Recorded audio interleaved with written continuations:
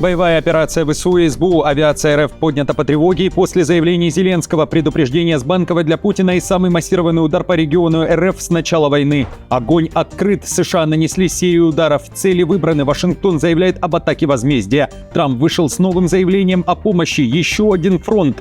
Предупредительный выстрел Кремля. Удар по войскам Запада. Москва заявляет о ликвидации иностранных войск. Новый ответ из России. Тяжелая техника НАТО у границы с Беларусью. Отселение и зачистка территории. Литва готовит полигон у Сувалкского коридора, потенциального места схватки РФ и НАТО. Аресты пошли. Серия коррупционных скандалов в Украине. Дорогие авто, пачки денег и подарки военкомам за свободу от мобилизации. Побег жителей Германии из страны, чем не устраивает жизнь, а также что скрывают мужчины от своих женщин. Названы 3 страха. Об этом и не только. Досмотрите.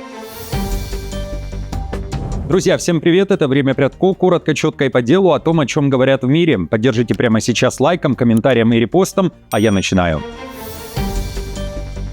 Тяжелая техника НАТО у границы с Беларусью. Литва ускоренно превращает приграничные районы в военную зону. Вильнюс готовит новый полигон для войск Альянса. Ради этого 13 семей уже готовят к переселению. Их дома окажутся прямо в зоне огня. Еще десятки жителей останутся внутри зоны военных маневров, где будут проходить тренировки армии. Сейчас военные решают вопрос о переселении. Власти уверяют, что все делается ради безопасности, но для местных это означает потерю привычной жизни. Леса вокруг будущего полигона частично вырубят, примерно 10-ю часть территории. Новый объект нужен из-за резкого усиления литовской армии и роста контингента союзников. Страна готовится к крупным военным сценариям. Закуплены танки, бронетехника и артиллерия. Старых полигонов уже не хватает для тренировок больших подразделений. Поэтому юг Литвы решили превратить в новую военную точку на карте НАТО. К тому же место не случайно недалеко от Сувалкского коридора, который называют вероятной точкой войны между Россией и НАТО. На строительство потратят около 100 миллионов евро. Поиск компромисса и умение слышать друг друга сегодня жизненно важны.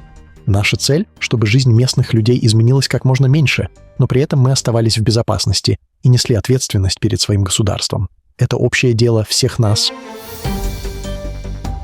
Окончательно и бесповоротно Финляндия официально вышла из Конвенции о запрете противопехотных мин. Решение вступило в силу. Теперь страна имеет право снова включать такие мины в свой арсенал средств обороны. Власти объясняют этот шаг изменившейся обстановкой в сфере безопасности и необходимостью усилить защиту государства. Финляндия имеет самую протяженную сухопутную границу с Россией среди всех стран НАТО. После выхода из соглашения у страны появляется возможность применять противопехотные мины для укрепления оборонительных рубежей. В Хельсинки ранее заявляли, что границы с Россией заминируют. Ранее Финляндия полностью отказалась от этого вида вооружений, но теперь возвращает его в военное планирование.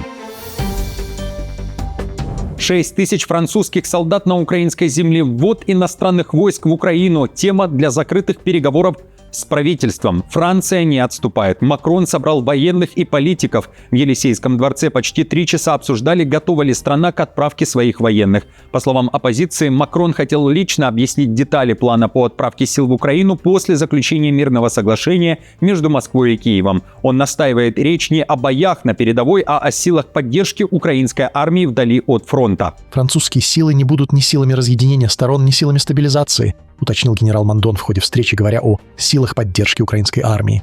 Мы не будем на линии фронта, но мы здесь, чтобы заниматься сопровождением украинской армии, настаивал Эммануэль Макрон, заверяя, что международная сила будет находиться и поддерживать украинцев далеко от фронта. Французы и британцы должны приготовиться. Москва отвечает Западу. Заявление не из Кремля. Медведев вновь публикует обращение на своей странице в сети X, которое ведет на английском языке. К тексту прикреплены кадры недавней атаки России орешником по Львовской области. Сообщение следующее.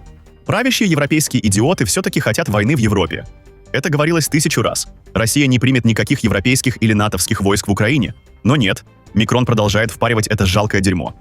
Ну что ж, давайте. Вот что вы получите. Удар орешником – это предупредительный выстрел Кремля. Так уже о недавней атаке пишет Sky News. Западные аналитики не берут во внимание заявление Минобороны РФ, в котором говорилось, что этот удар – это ответ за атаку на резиденцию Путина. Эксперты считают, что пуск орешника произошел после того, как в Париже Зеленским, Стармером и Макроном была подписана декларация о намерениях по размещению многонациональных сил в Украине после заключения мира. Пока же его редкие применения только усиливают и страх, и мистическую ауру вокруг него. Таким образом, «Орешник» — это гораздо больше, чем просто военное оружие, применяемое против Украины. Его также следует рассматривать как предупредительный выстрел Кремля в адрес того, что он называет иностранным вмешательством со стороны западных союзников и партнеров Украины. Зеленский предупреждает Путина. Резкое заявление опубликовал вечером 10 января. На Банково вместе с временным главой СБУ принято решение. Новая боевая операция ВСУ, СБУ и других сил на территории России. Киев заявляет о дипстрайках или же дальнобойном ударе по России. Зеленский заканчивает обращение словами о том, что войну надо завершать, а значит необходимо давление на Россию и сила. О некоторых операциях, которые россияне уже почувствовали, публично говорить еще рано. Часть операций в работе. Согласовал также новые.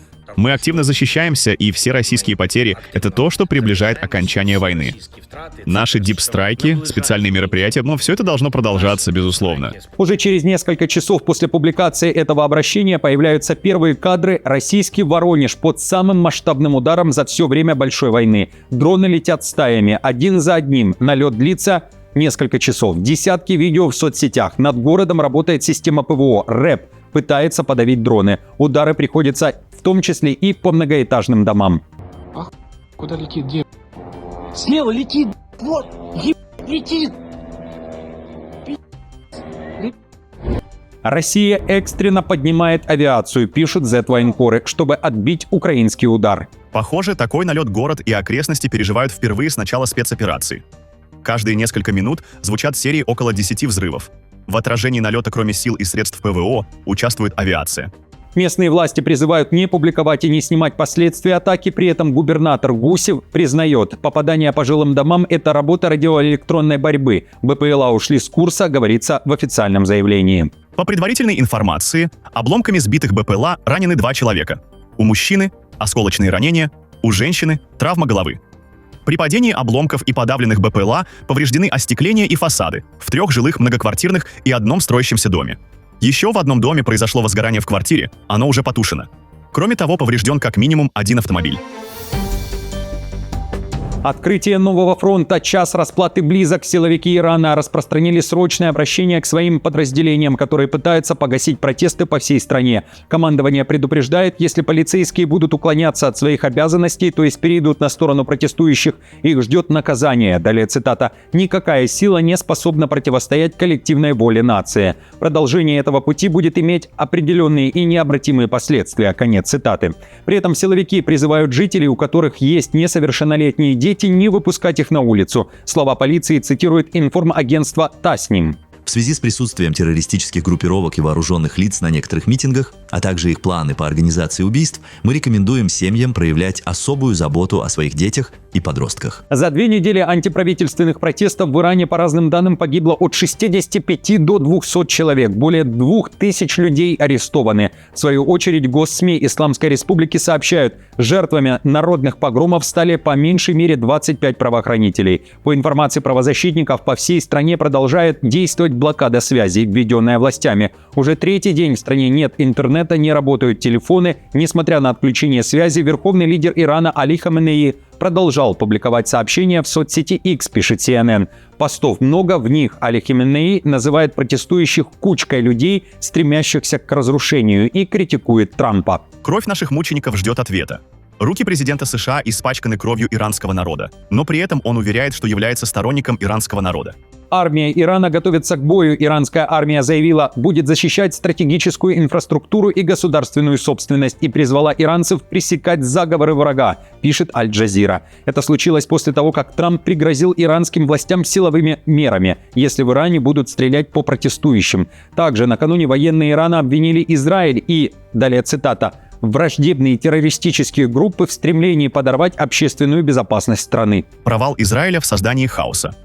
Согласно документам, опубликованным группой Ханзала, были обнародованы личности 600 агентов, связанных с посредниками террористической организации Моссад, целью которых было провоцирование беспорядков, превращение протестов в хаос и создание небезопасной обстановки.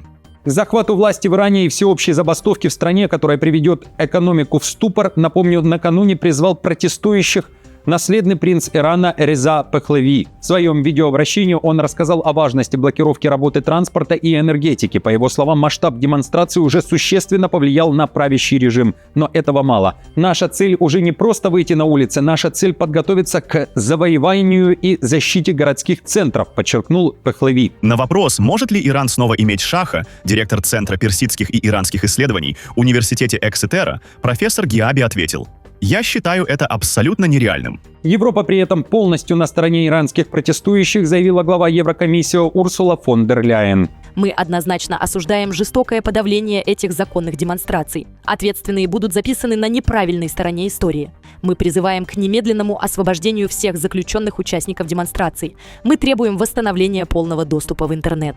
И мы призываем, наконец, уважать фундаментальные права человека. Трамп готов помочь Ирану, а значит готов нанести удар. Так его последнее сообщение интерпретировали аналитики. Сообщение весьма короткое, но тревожное, пишет западная пресса. Иран, возможно, как никогда прежде стремится к свободе. США готовы помочь.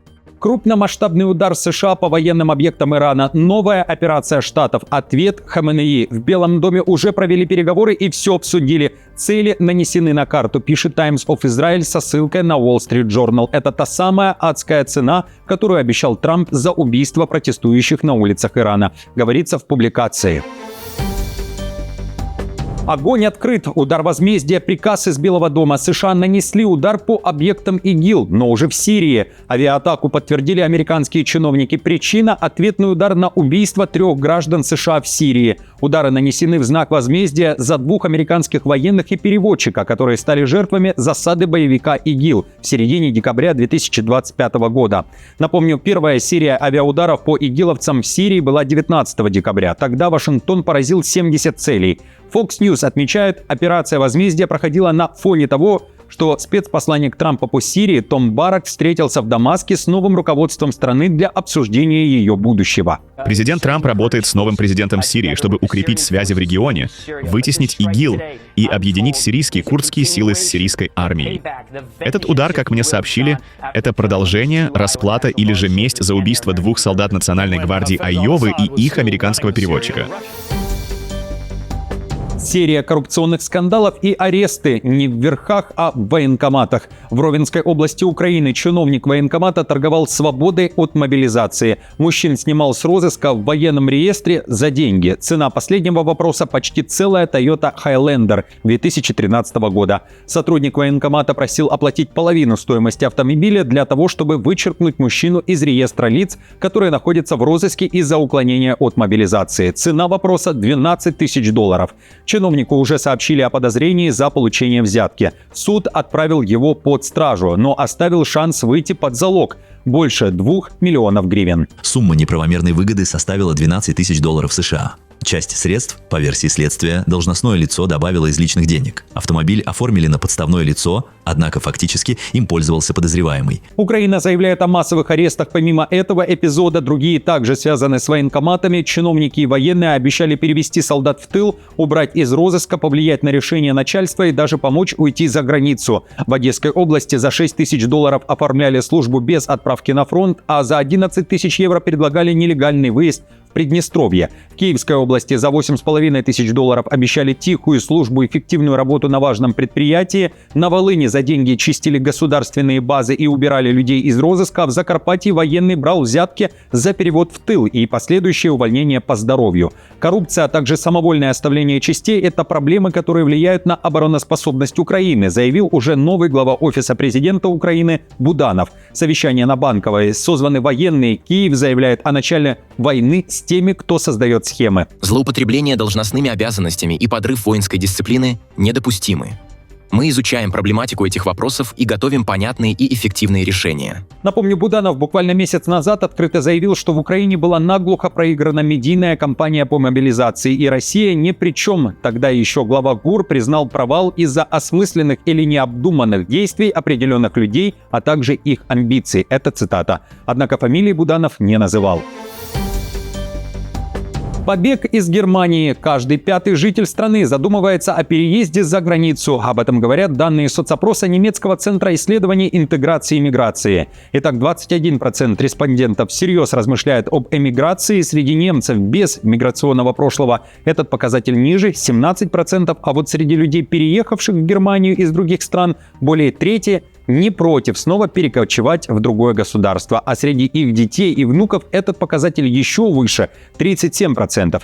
При этом конкретные планы эмиграции на ближайший год имеют только 2% опрошенных. На вопрос, почему вы хотите выехать из Германии, люди преимущественно отвечали, что хотят лучшей жизни. А респонденты с миграционным прошлым часто также упоминают свой опыт, связанный с дискриминацией. Отмечу, по данным Федерального статистического ведомства, в 2024 году Германию покинули 1 200 000 человек. Чаще всего рассматривают возможность отъезда из Германии люди, имеющие семейные связи с Турцией, странами Ближнего Востока и Северной Африки. Их доля составляет 39%. Кроме того, об эмиграции думает 31% выходцев из стран бывшего СССР и 28% жителей Германии, приехавших из других стран ЕС.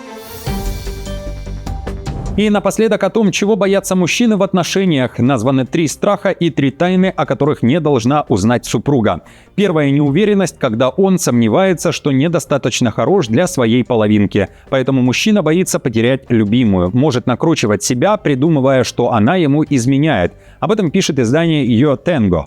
Второй пункт – неуверенность и страх просить женской помощи. Из-за этого страха, пишет издание, мужчина может стать пассивным и нерешительным в отношениях или же агрессором. И третий пункт – психологи уверены, что мужчина боится показывать свои эмоции даже самой любимой женщине из-за того, что общество приучило блокировать и не проявлять эти эмоции. В материале уверяют, чтобы избавиться от этих проблем, нужно их признать перед собой, а затем перед партнершей. При этом женщины могут помочь своим мужчинам лишь частично. Клинический психолог Джозеф Новинский отмечает, что неуверенность часто сопровождается зависимостью от других, чтобы выглядеть хорошо и чтобы за меня сделали. Ваш мужчина зависит от вас в плане своего благополучия и статуса. Если он не чувствует себя уверенно, он, скорее всего, возложит на вас ответственность за свои слабости и уязвимости. Друзья, спасибо вам большое за просмотр. Как и всегда, говорю вам хорошего дня. Не забудьте поддержать мою работу лайком, подпиской, комментарием. До встречи уже завтра.